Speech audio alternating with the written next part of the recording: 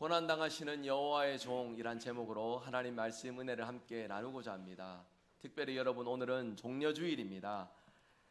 우리가 예수님의 그 은혜와 사랑을 기억할 때에 특별히 예수님께서 이루신 놀라운 구원, 그 구원 사역을 우리가 기뻐하며 귀하게 여기는 그런 마음으로 이 주간에 임합니다. 종려주일을 통해 우리가 받은 그 구원의 은혜를 다시 한 번 더 기억하고 귀하게 누리며 주님이 이루신 그 고난을 깊이 묵상하시는 저와 여러분이 될 수 있기를 원합니다. 아멘. 여러분, 세상을 살아가시면서 많은 일들이 있으시겠지만 그 많은 일들 속에 나름대로 세상에 운영되는 원칙들이 있을 거예요. 원리들이 있을 것인데 여러분은 어떻게 생각하십니까? 세상 공평하다고 여기십니까? 노력한 만큼 얻을 것이고 수고한 만큼 말 그대로 심는 대로 거두는 그러한 세상이라고 여러분 생각하시나요?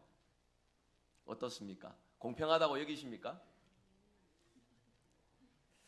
예, 우리가 수고한 만큼 이렇게 열심히 노력한 만큼 심는 대로 거두는 역사들만 우리에게 가득하다면 우리가 사는 세상 너무나도 아름답고 행복한 세상이 아닐까 싶은 그런 마음이 듭니다.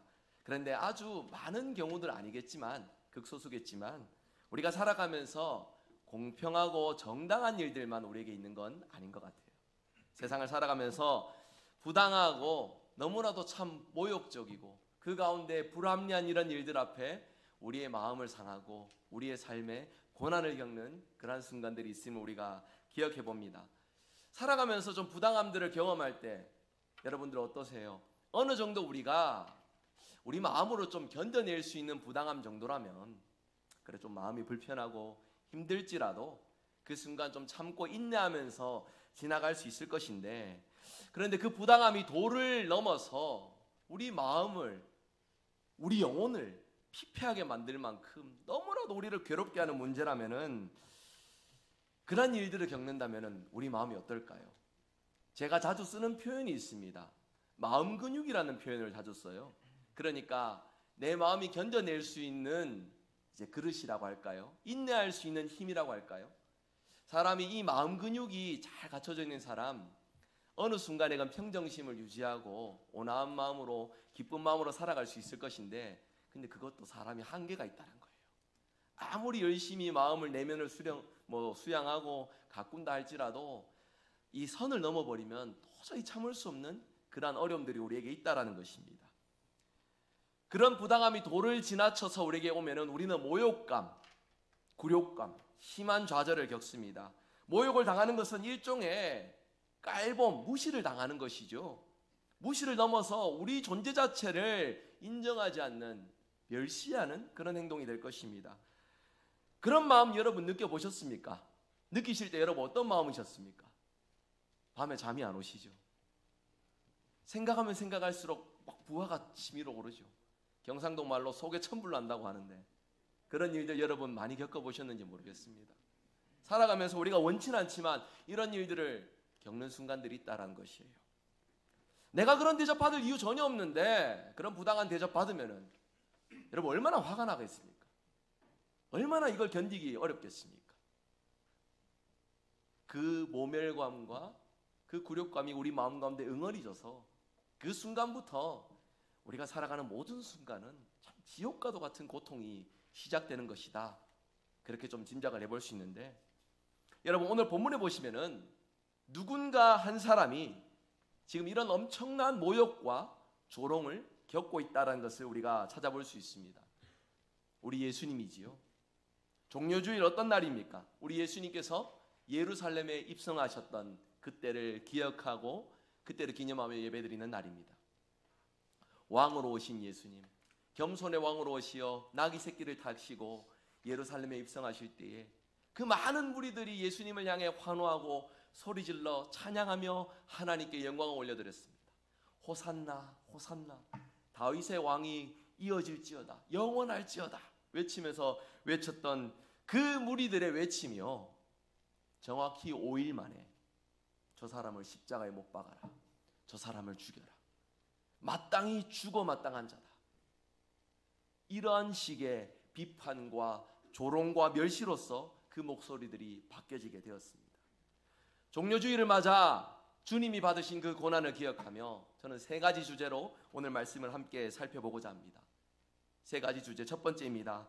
주님의 고난에 대해 우리는 무엇을 생각해야 되는지 여러분 말씀 통해 한번 생각해 보고자 합니다. 오늘 말씀 6절 한번 보시겠습니까? 화면 한번 준비해 주시죠. 6절 말씀 다시 한번 더 함께 읽도록 합니다. 나를 때리는 자들에게 내 등을 맡기며 나의 수염을 뽑는 자들에게 나의 뺨을 맡기며 모욕과 침뱉음을 당하여도 내 얼굴을 가리지 아니하였느니라. 아멘.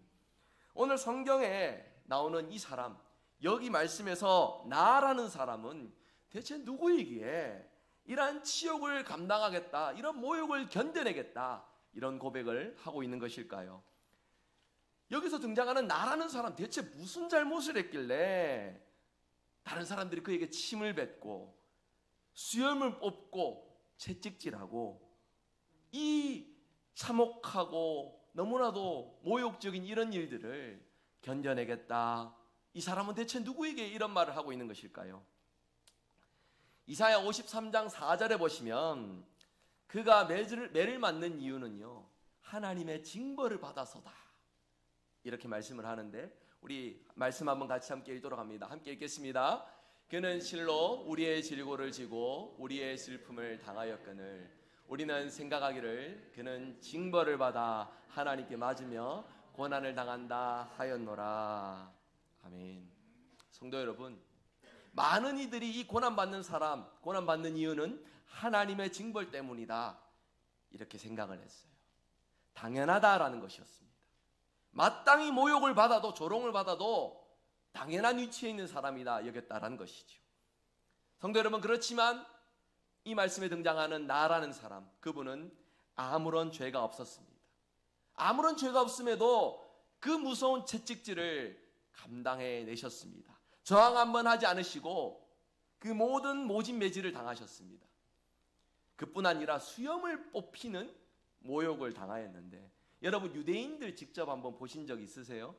중동 지역이지 않습니까? 우리와는 또 신체적인 구조가 달라서 남자분들은 수염이 덥수룩합니다.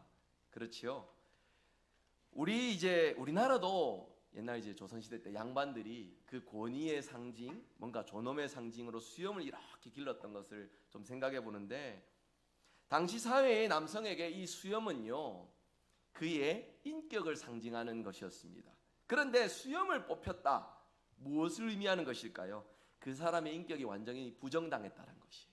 완전히 멸시당하고 조롱당했다라는 것을 보여주는 것입니다. 사무엘하 10장 4절에 보시면은 암몬 왕 하눈이 그의 부친을 조문하러 온 다윗의 신하들, 그 신하들을 어떻게 모욕을 줬냐면은 수염을 싹 밀어버렸어요. 그러한 가운데에 그들이 치욕을 겪었다 하면서 애통해하고 분해하는 그러한 말씀의 내용이 있습니다. 그리고 느헤미야 13장 25절에 보시면 수염을 싹 밀어버는 것을 그 시대에 가혹한 형벌로서 사람들이 여겼다라는 것이에요. 뭐 수염 정도야 뭐 밀릴 수 있지 않을까, 이런 것이 아니라는 거예요. 인격 자체를 부정당하고 그렇게 참혹한 일을 겪으면은 너무나도 괴로워서 그때부터 살아가는 모든 순간이 지옥처럼 바뀌는 이런 일들을 겪게 되었다라는 것입니다. 여러분, 거기에 그 정도가 아닙니다. 수염을 뽑히는 일보다 더 모욕적인 일이 있습니다. 무엇이냐면 얼굴에 침뱉음을 당하는 일이에요. 여러분, 이런 일 겪어보셨습니까? 웬만한 사람이 살아가면서 겪을 수 없는 일이지요. 우리의 인식에도 사람 얼굴에 가서 침을 뱉는다는 것은 참으로 모욕적인 일일 것인데, 고대 근동에서 얼굴에 침을 뱉는 일은 아까 제가 방금 말씀드린 수염 뽑히는 일보다 훨씬 더 모욕적이고 조롱하는 일이었다라는 것을 우리가 좀 생각해 볼 수 있습니다. 근데 이 두 가지 일을 동시에 다 당했다고 해요. 매질을 당하고 수염을 뽑히고 얼굴에 침뱉음을 받고 뺨을 맞고, 그럼에도 불구하고 오늘 말씀에 나오는 이 나라는 분은 그런 굴욕을 회피하기 위하여서 얼굴을 가리지 않겠다라고 이런 고백을 가지고 있습니다. 여러분, 대체 이분은 누구시기에 이러한 모든 모욕을 감내하시고 수용하시고 견디시겠다, 이런 말씀을 하고 있는 것일까요? 5절 말씀 한번 보실까요? 오늘 말씀 5절입니다. 화면 준비해 주시죠. 5절 말씀 함께 읽겠습니다. 여호와께서 나의 길을 여셨으므로 내가 거역하지도 아니하며 뒤로 물러가지도 아니하며. 틀림없이 얘기를 합니다. 이 모욕적인 일을 거부하지 않겠습니다. 기꺼이 다 감내하겠습니다. 이런 확고한 의지를 분명히 나타내고 있습니다. 부당하게 멸시를 당하고 부당하게 조롱을 당하는데 그 모든 것들 묵묵히 당하고 있으면 여러분, 우리가 살아가는 세상 속에서 그런 부당함을 우리가 견디면 세상은 우리를 어떻게 대할까요? 이야, 여기까지 참는구나 하면서 우리를 귀하게 여기고 더 높여주고 존중해주고 우리를 그렇게 여기나요? 그렇지 않지요. 오히려 더 만만하게 봅니다. 그 부당함이 당연한 것으로 여기면서 더 많은 모욕적인 일, 더 많은 조롱과 멸시로서 우리를 대할 것이에요. 세상에 그 어느 누구가 이런 부당하고 모멸스러운 일을 그냥 참아야 되겠구나라고 생각할 수 있겠습니까? 아무도 그럴 수 없을 것입니다. 근데 오늘 말씀에 등장하는 다른 이분은 세상에 있는 우리의 마음과 다른 하나님의 독생하신 아들, 우리의 죄를 담당하시기에 오신 예수 그리스도셨기에 바로 이 아름다운 일들을 기꺼이 감내하셨다라는 것이죠. 왜 이런 멸시와 고난을 받는가? 그 가운데 왜 이렇게 참고 견뎌야만 하는가? 왜 이런 의지를 보이시는 걸까요? 우리는 오늘 4절 말씀에서 그 실마리를 좀 찾아볼 수가 있습니다. 오늘 본문 4절 화면 준비해 주시고 같이 함께 읽어보도록 하겠습니다. 함께 읽습니다. 주 여호와께서 학자들의 혀를 내게 주사 나로 곤고한 자를 말로 어떻게 도와줄 줄을 알게 하시고 아침마다 깨우치시되 나의 길을 깨우치사 학자들 같이 알아듣게 하시도다. 아멘. 그렇게 오늘 본문 두 번째 내용입니다. 두 번째 주제, 학자의 혀. 이 학자의 혀는 하나님과의 깊은 관계에서 얻는 깨달음과 순종을 의미하는 것입니다. 여기에서 나는 학자의 혀, 주 여호와께서 학자들의 혀를 내게 주사라는 청원 가운데에 이 모든 것을 견디겠습니다라는 고백이 이어지고 있음을 우리가 주목해야 합니다. 오늘 말씀은 여호와의 종의 노래, 이사야에는 여호와의 종의 노래가 총 4편이 기록되어 있는데 그 4편 중에 3번째 노래가 바로 오늘 본문이 해당되는 내용입니다. 이 노래는 여호와의 종의 고난에 초점을 맞추고 있습니다. 그 가운데 여호와의 종이 고난 가운데도 전적으로 인내하여 순종하여 결국에는 승리하게 된다는 사실을 찬양하고 그 확신을 강조하는 아름다운 고백이 담겨져 있는 노래인데요. 여기서 여호와의 종은 우리를 구원하신 메시아를 의미합니다. 메시아로서 여호와의 종은 하나님 앞에 절대적으로 순종하고 신실하게 하나님의 뜻을 받드는 겸손한 모습을 보여주고 있습니다. 종은 하나님께서 맡기신 구원 사역, 즉 하나님의 뜻을 성취하시기 위해 기꺼이 이 모욕을 감내하겠다라고 고백하고 있습니다. 죄가 없으신 분이시지만 하나님의 계획을 이루시기 위해 이 일들을 감내하시겠다라는 것이죠. 그런데 중요한 것은 그냥 견디시는 것이 아닙니다. 학자의 혀, 하나님의 말씀과 하나님과의 그 관계 속에서 오는 하나님 뜻을 받드는 그 마음, 그 중심으로 이 길을 걸어가시겠다. 주님께서 그렇게 고백을 하고 계시다는 것이죠. 앞선 대지에서 살펴본 것처럼 학자의 혀는 여러분 우리가 생각할 때 단순한 지적인 영역, 지식의 영역을 의미하는 것이 아님을 여러분 기억하셔야 됩니다. 학자들 같이 알아듣게 하셨도다. 하나님께서 우리 가운데 함께 하셔서 그 마음 가운데 하나님의 뜻을 일깨워 주시고 그 뜻을 붙들고 순종할 수 있는 은혜를 주시고 강건함 주시어서 이 일들을 이루도록 하나님이 함께하여 주신다라는 것을 상징적으로 표현하는 것이 바로 학자의 혀라는 것이에요.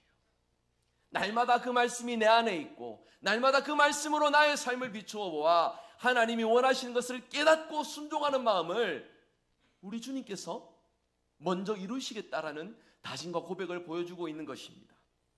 다시 말해서 여호와의 종은 하나님과의 깊은 관계를 통하여서 말씀을 바로 듣고 이해하고 순종한 가운데 이 모든 고난의 길을, 수모의 길을, 모욕의 길을 담당하시겠다 다짐하고 선언하고 있는 것이지요.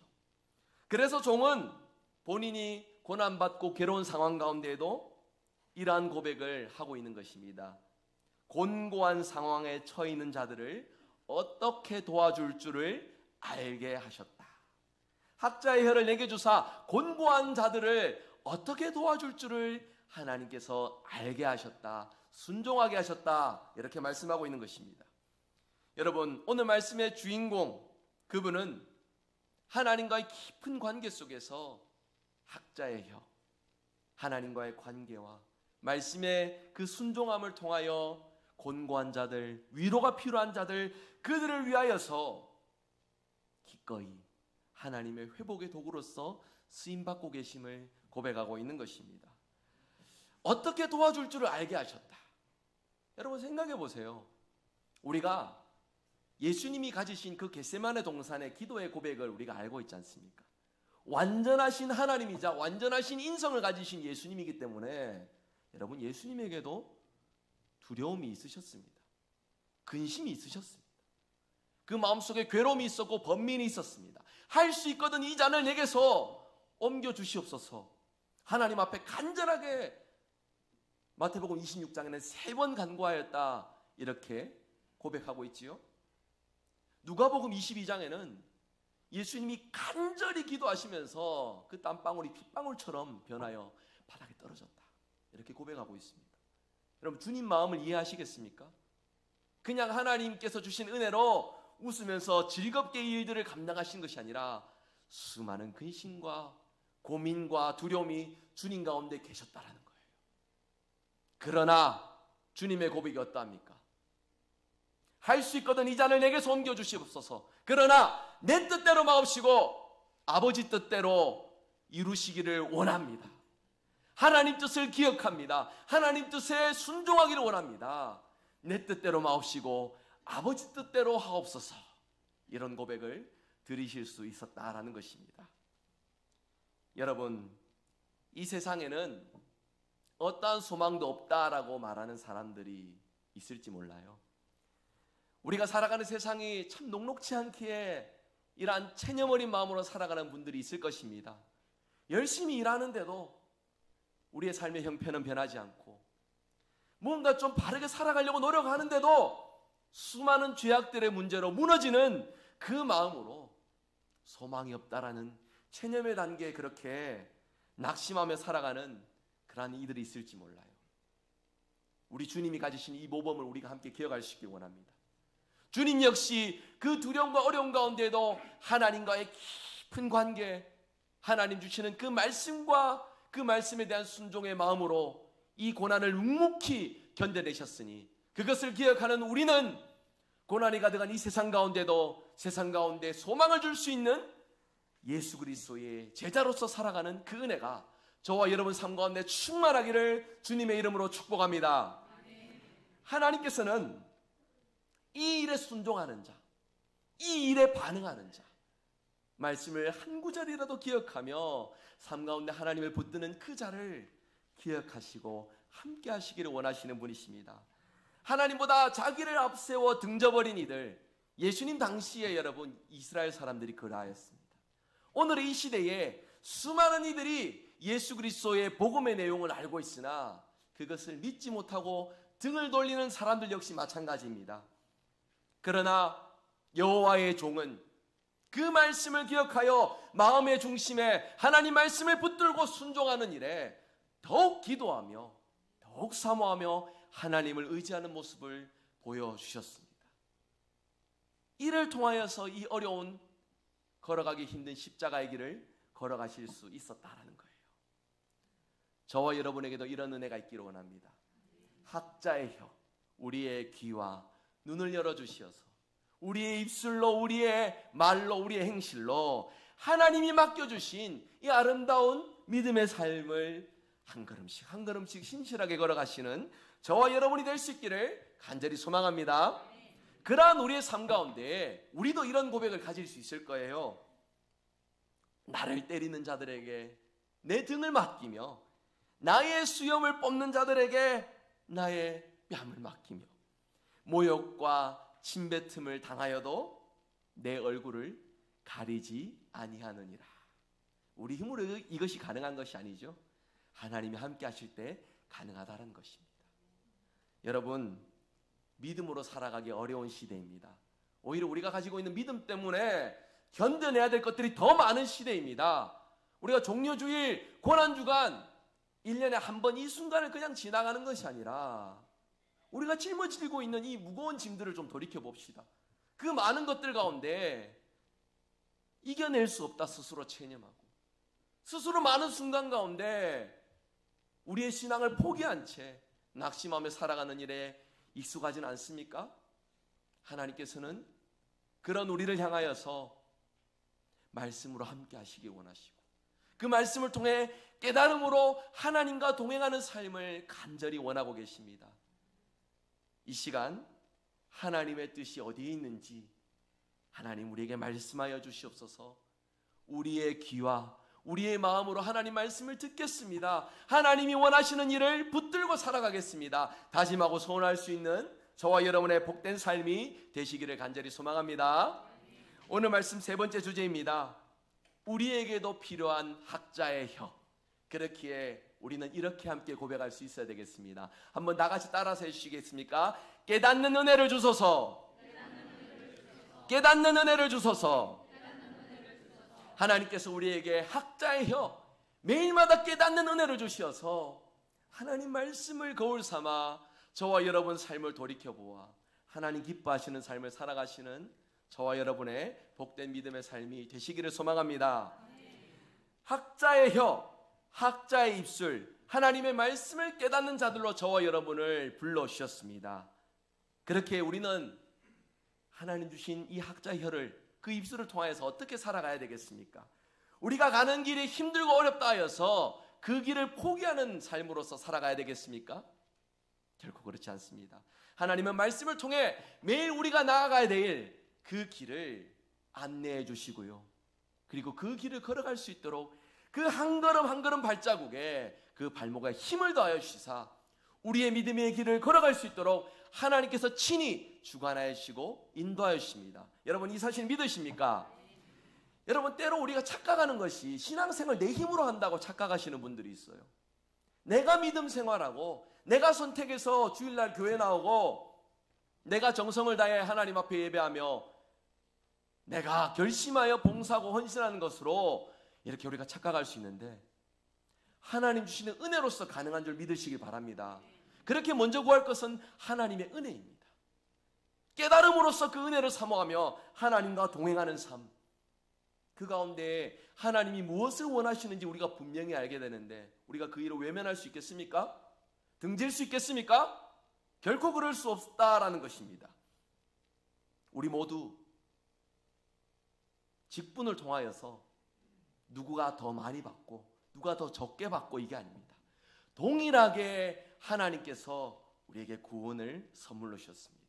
말씀을 깨닫는 그 은혜를 저와 여러분에게 동일하게 선물로 주셨습니다. 그렇기에 우리 모두 동일하게 하나님 주신 이 선물을 바탕으로 하나님 뜻을 이루며 고난을 자처하신 메시아의 길을 오늘날 이때에 신실하게 걸어가는 저와 여러분의 복된 삶이 되시기를 간절히 소망합니다. 우리에게 필요한 것은 하나님을 전적으로 신뢰하는 믿음입니다. 그 말씀에 절대적으로 순종하며 따르는 우리의 겸손한 자세입니다. 이것을 위해 우리에게 필요한 것이 무엇이라 하였습니까? 한 번 더 외쳐주시죠. 깨닫는 은혜를 주소서. 깨닫는 은혜를 주소서.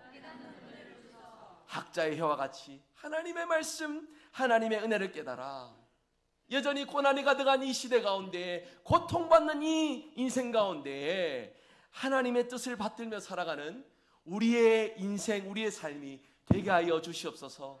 이런 마음으로 주님과 함께 동행하면서 나아가시는 저와 여러분 되시기를 소망합니다. 그럴 때에 우리에게 찾아오는 고난이 있을 것이에요.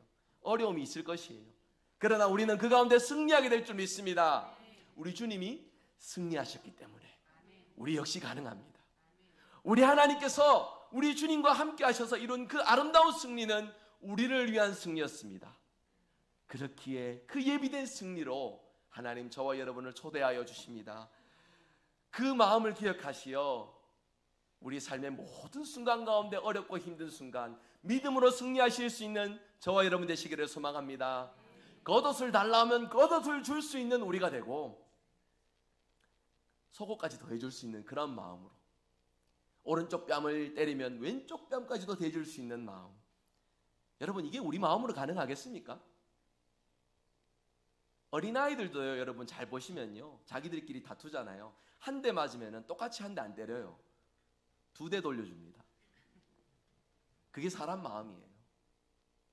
근데 세상 가운데 살아가며 우리가 겪는 그 고난 가운데 되돌려주고 싶은 마음, 억울하고 분한 마음 가운데 우리의 마음은 죄악으로 휩싸여 버려서 하나님의 은혜의 도구가 아니라 죄의 방편으로서 쓰일 수 있다는 것이에요. 그렇기에 우리에게는 깨닫는 은혜가 필요합니다. 깨닫는 은혜로서 인내할 수 있습니다.